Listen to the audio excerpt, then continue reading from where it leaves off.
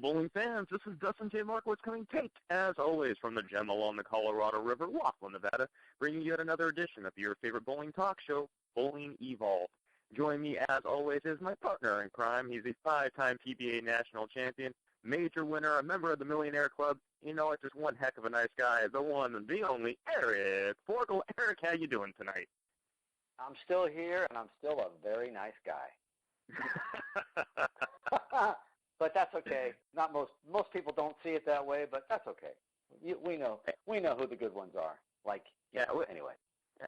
Well, we're going to jump right into it because I think we have one of the best ones possible, and he's going to be on our show tonight. Ladies and gentlemen, right into it. Join me in welcoming a very prominent figure on the PBA Tour. He has 4 national titles. He's also a member of the prestigious Millionaires Club. Recently signed with EBI and also bowls in the PBA League, the one and only Ryan Shafer from New York, coming in from the snow. Thank you so much for joining us on the show tonight.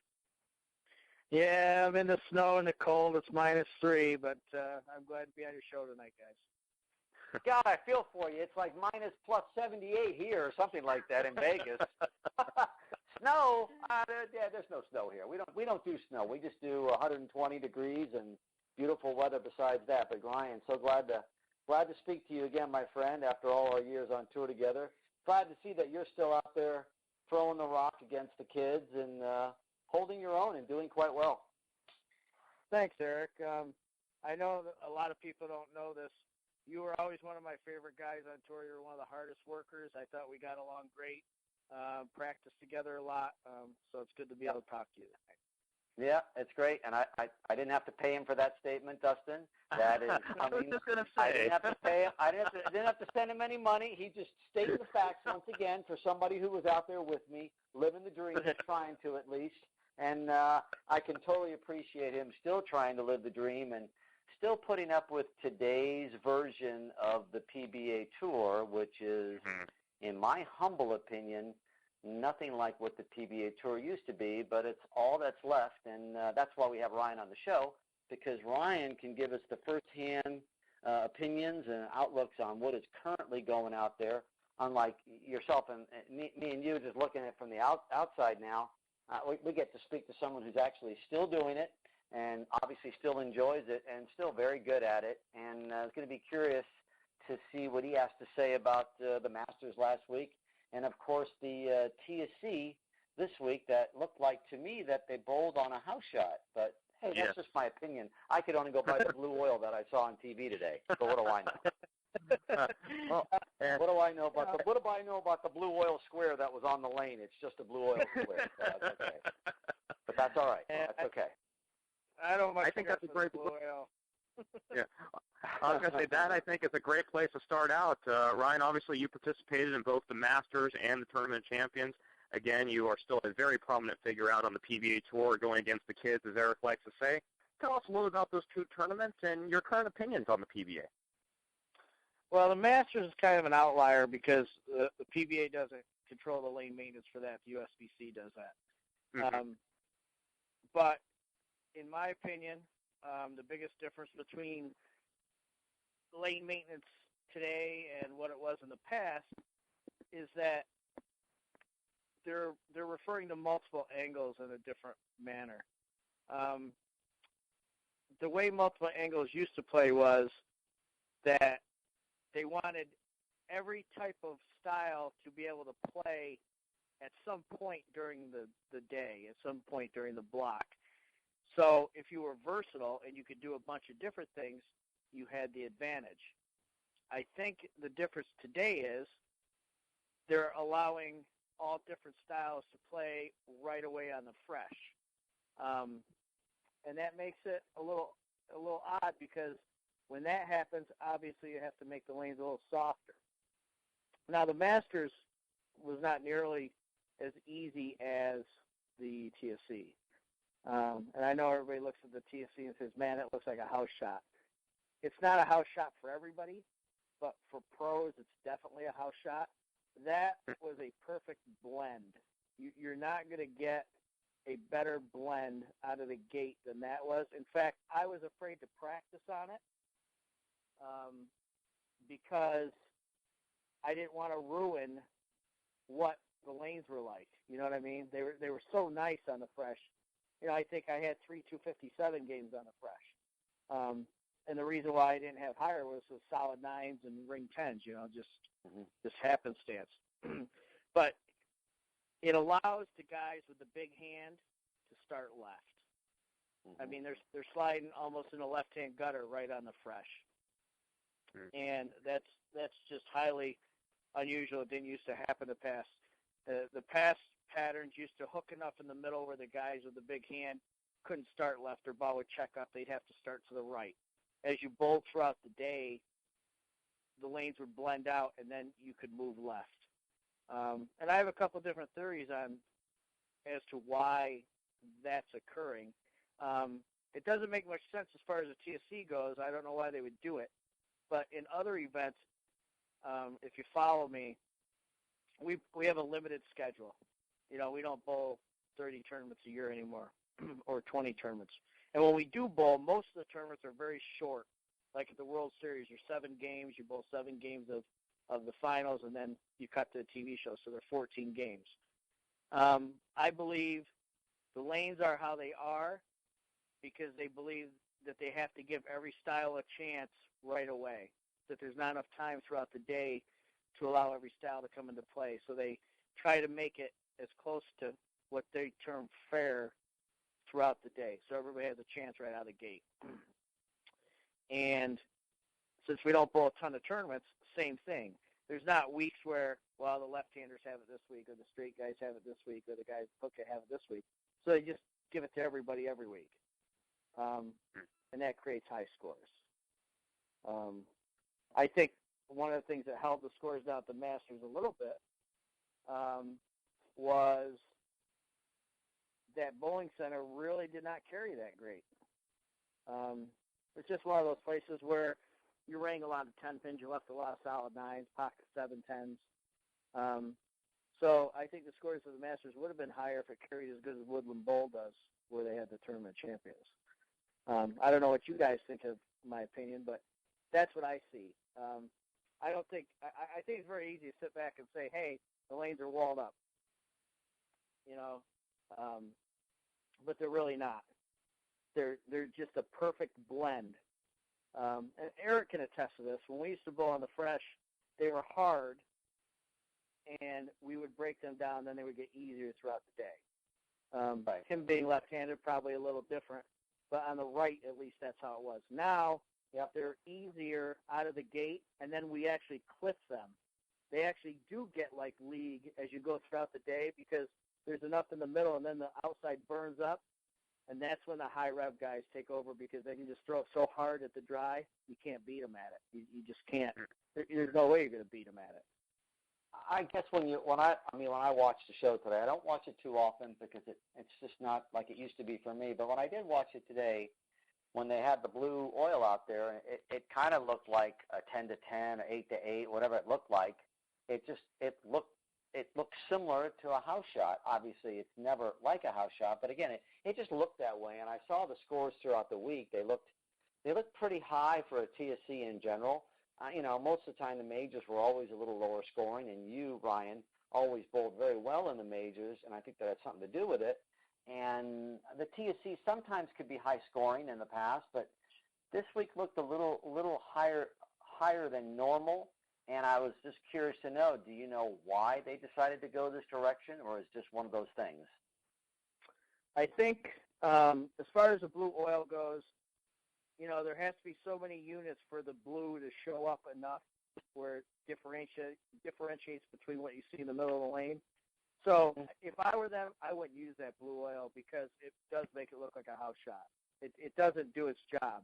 I think the blue oil, the best job the blue oil does is you can see how much the pattern's breaking down when you look at it. I think that's how it's best used. It's not good to use it in relation to showing that our shot looks different than a league shot, because you're right, it doesn't. It looks exactly the same. As far as scoring pace, like I said, some of the TSCs of late have been higher scoring. You're right. I've always appreciated the fact that majors should be tougher because they're a major.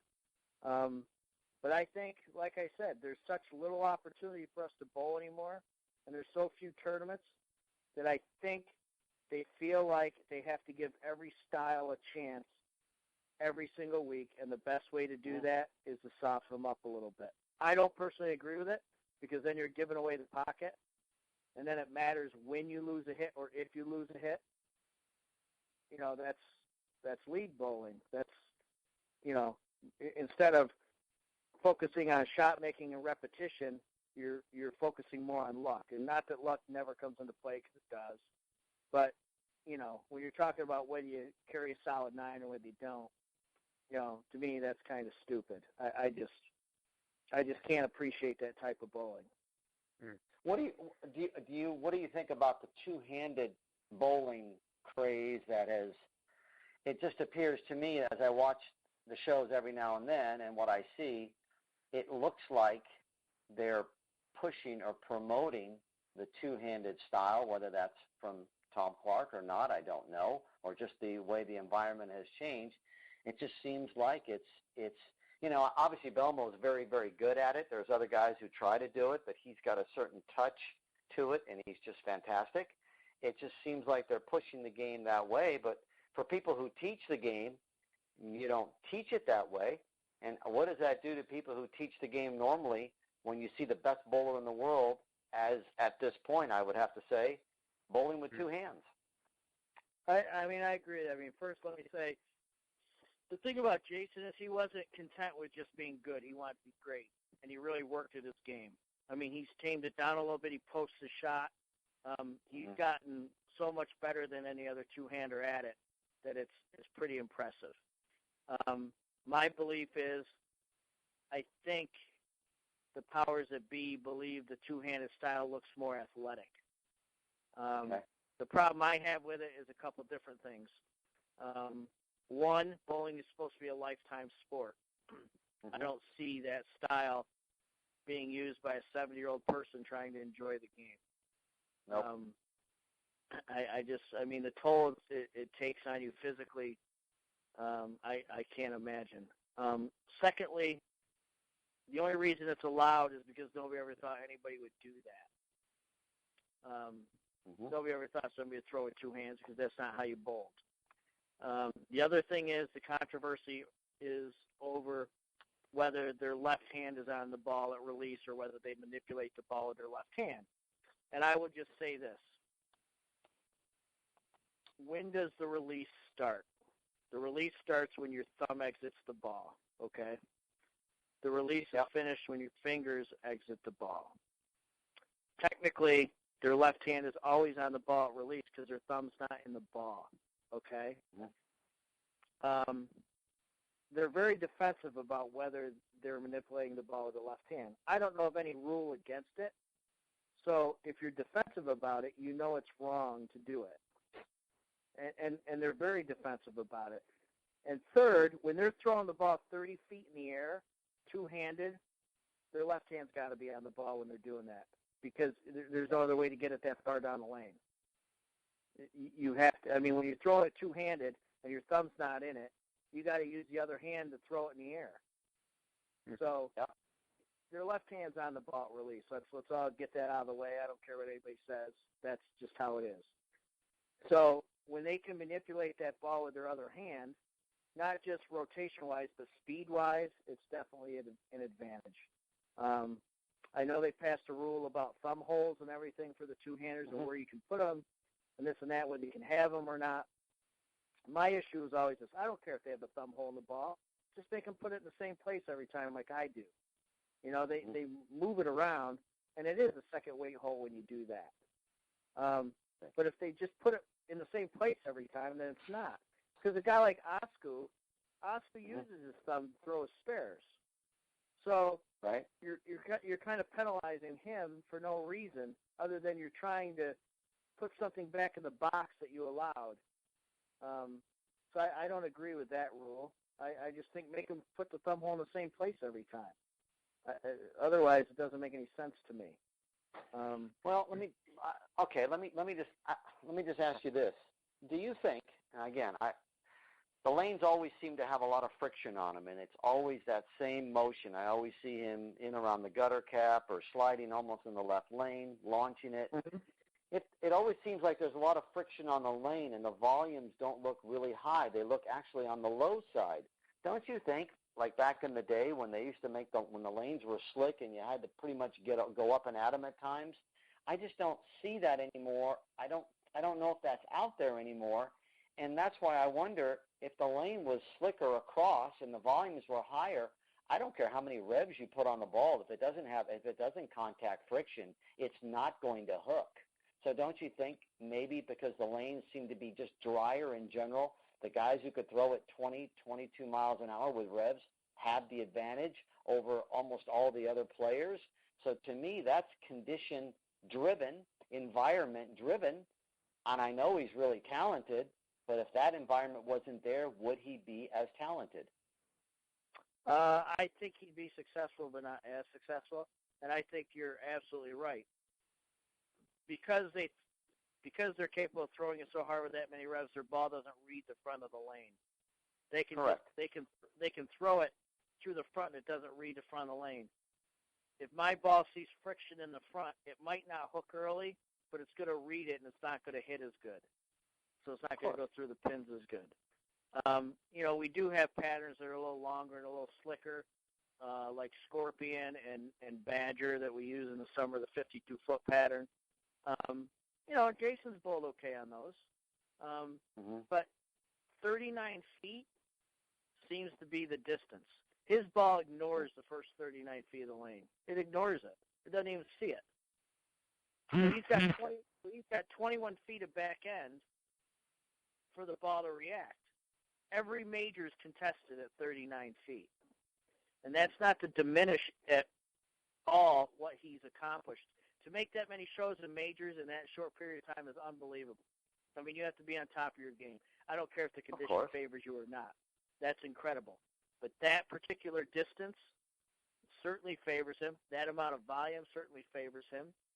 And the reason why that is used, according to our commissioner, is because that medium length seems to be the most fair for all different styles. Because I inquired as to the length all the time being 39. And he said, well, what's the answer? And I said, the answer is every major should be on a flat pattern, different length. To me, that takes care of everything. You got one, say, 36-foot, one 40-foot, and one 44 feet. Flat. You're not, now you got different distances. It's all flat. There's no lane help. Have at it. I don't see why you wouldn't want to do that.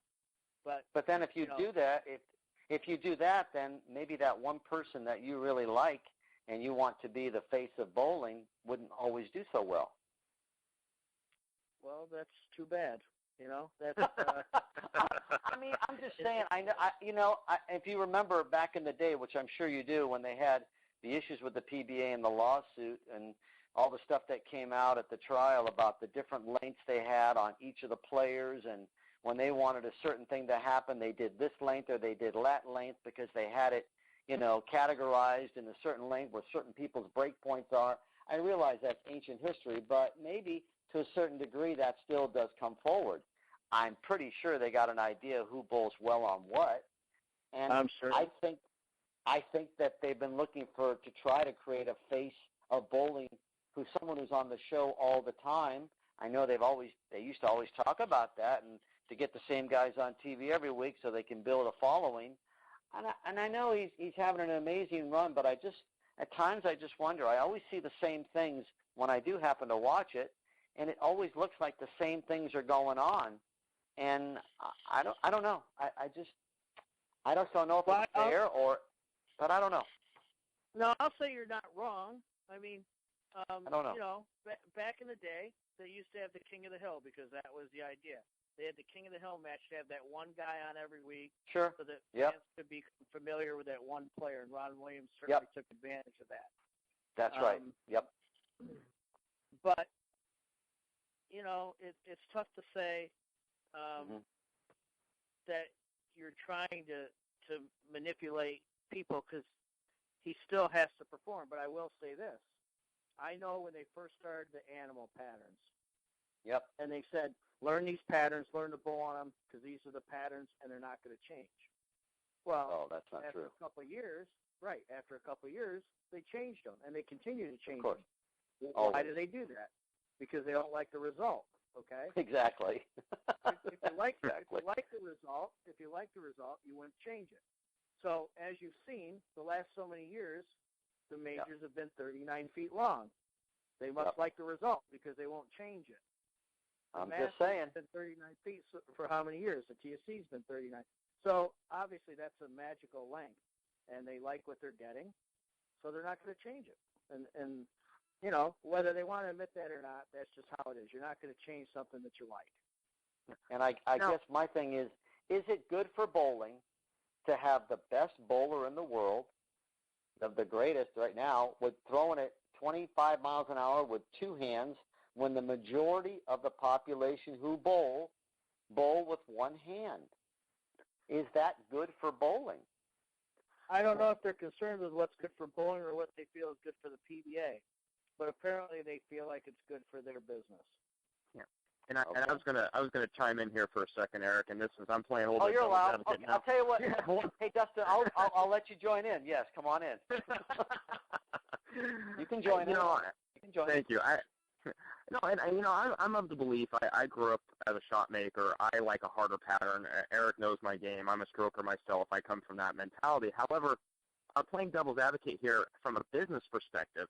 Now, looking at the PBA, what is better for – now, again, I'm not saying bowling, but do you feel that the PBA just believes that it's better for them to see these higher scoring, higher rev guys and to kind of make a niche audience again to try to attract the younger generation? Is that necessarily the right thing to do, or is that, in fact, what they are trying to do?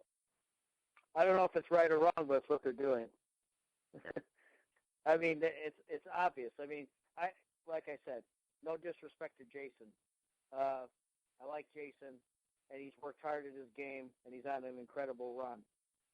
But when you continually see him on the show and things are in a favorable environment, do that because he's overpowering in that way.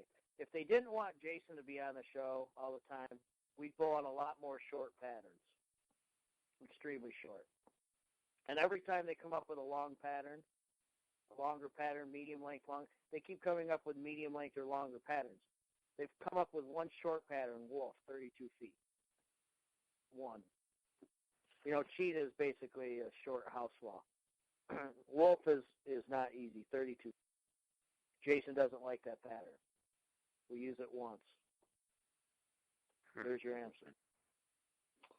Well, then obviously they think he is good for business. But again, I don't know how people can relate and how do bowling instructors teach, how do people, I think, I mean, you'll see, I think, Ryan, are you 49 or 48? 48. 48. Well, you'll see in a few years when if there is still a PBA with a senior tour in a couple of years, when you get to the senior tour, it's going to be a completely different world, and obviously it'll probably be pretty enjoyable for you because you'll see the people who come out are all the people who used to watch us bowl back in the day, and it's a completely different crowd, and it's a completely different environment, and it's almost having fun again, and it's a lot different, and I think the people can appreciate it more because there's nobody on that senior tour bowling with two hands. Well, I can tell you this. I don't think that they're looking at it from the bowling perspective as far as Jason goes. I think that people in our organization believe it looks impressive to the normal fan, and I think, like you said, he's a familiar face. He's on TV every week. I think they're looking at it from a business perspective, not as a style that they're advocating that style. I don't even think that's a consideration. I just think it's a personality thing. It's a familiar face, and it's impressive to watch in their minds. And I think that's where it's coming from. So obviously you're out there all the time, whatever is left of being out there. What do the guys think in general of the current state, and where do they think it's going to go? And do you think it's going to continue to go, or you think it's coming to an end? I think, we always want to bowl for more money, and we want to bowl more weeks. I think guys have gotten used to the shorter events. I think it's, they travel a lot. A lot of the guys bowl overseas now. Yep. I do not. They like to do that. So I think that they kind of appreciate the shorter events so that they can, trot the globe. I think the PBA can function as it is right now,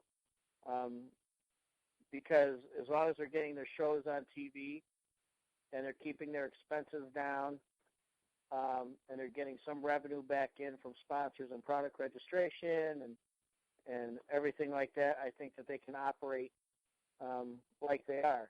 Does that make it successful? Depends on who you're talking to.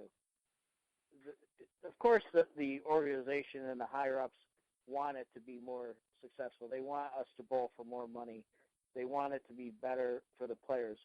But they're also doing their job of getting it on TV. That's their first priority, get the shows on TV. So in that respect, they are being successful. We're on TV all the time. Tape shows, I think we would all like live shows. I think we like I can tell you the difference between bowling a tape show and a live show is 180 degrees. For whatever reason. The anxiety of bowling. There's nothing like the anxiety of bowling on live TV. You know that, Eric. Of course. The anticipation, the excitement, is just the buzz in the building. There's nothing like it. A tape show, there's still excitement. There's still anxiety. There's still anticipation. It's not the same. As far as scoring pace, I think, the guys will tell you, the score should be this high, this and that. But I think if you hook them up to a lie detector test, I think the majority of them would rather have a higher scoring pace. It's just a feeling I get. I don't know that, for certain. I just get that impression. I don't think guys are as upset at the scoring pace as I am. I think that they kind of just accept it. And I think it's also because a lot of the guys now are, they're younger and they can throw hard, and it kind of favors them to have a little higher scoring pace. So I just think that people are going to gravitate towards what favors them. Interesting. I know one thing that we've talked about many times on the show is, strike for show, spare for dough, and I know many coaches today have to explain to these younger bowlers that, spare shooting is still a main key. And now, obviously, the PBA, to some extent, has do you feel that's kind of been taken away because of this new style, or do you think USBC is still doing a good enough job of promoting, the fundamental side of the sport as opposed to just what's being shown on the professional level? I just bowled 3 tournaments, okay? I didn't make the cut in any of them. How many spares did you think I missed in 3 tournaments? 3. Probably not many. I missed, it's 4, but it should only be 3, okay? Because so, yeah, I was having a little trouble with my spare. I was having a little trouble with my spare ball in Indianapolis, and I changed my pitch a little bit. Something you're familiar with, Eric? No, I have no idea. I've never done that in my life. I just couldn't. Not once. I couldn't get the thumb on my urethane ball exactly right, and I was playing with fire, and then I almost threw it in the ceiling at a 4-pin and missed it. But I chopped a 3-6-10. I missed a 2-4-8, and in Milwaukee somehow, with all that friction, I missed a 2-pin. The ball didn't get to it when I hooked it at it. So those 3 plus the 4-pin. So I missed 4 spares, and I can tell you, I watched guys in Indianapolis miss a single pin spare every single game, and they're 900 over. So you tell me whether spare shooting matters. It doesn't. Not in that environment. It does not. At a U.S. Open, Yeah. That's a different environment. When you have the pocket, then it's a question of, obviously it's the carry situation. But when you've got to find the pocket and you have to carry, when you have an open frame, a 3-bagger to follow it to get it back to even is very difficult. That's the U.S. Open and maybe some of the other majors in the past. But when it turns into a strike contest, so to speak, you have it's the guys who can generate the best carry, and that's where your ball, that's where the bowling balls become so important. The proper angle going through the pins. I mean, if obviously on today's show, if Belmo doesn't switch balls in the 5th or 6th frame, whenever it was, I'm pretty sure Rash beats him. But then when they gave him that other version of a high road, it read the lane a little bit differently, and now he's just got the Mac Daddy to the pocket. It's all over. And honestly, it looked like he was throwing it the same to me, just a different ball. You know what I think is also interesting about that? It's not only you're bowling two things when you're bowling Belmo. You're bowling him and you're bowling the lane transition. You're bowling the ball reps. Well, that too. But he chews up the lane so much that Rash absolutely got penalized in the 9th frame trying to stay ahead of it. He tried to stay ahead of it, and he 2-8-10. And he might not have thrown it his best because he probably wasn't committed to the shot, but he definitely was trying to stay ahead of the breakdown and not go through the face. And he got penalized for it. So you're damned if you do, damned if you don't. If you don't move, you might go through the face. If you do move, it might not have changed yet. So you're always facing that when you bowl him. The other thing when you bowl Belmo, I know he's had some splits on TV and he's converted them. But let me tell you something. I've never seen somebody get the pins to go side to side and get rid of big fours like he does. Personally, I believe it. When my ball goes through the face, it's 6 in the pit. There's nothing left to knock those either side out. Okay, it's just 6. He goes through the face, and the pins are side to side. It's unbelievable, and it's very difficult to beat. I'm not just talking about carry percentage in the pocket. It's when you don't hit the pocket too. He might leave some designs, but if he catches the 3 pin, more than likely he's not going to split. If the ball misses the 3 pin, he's probably going to split.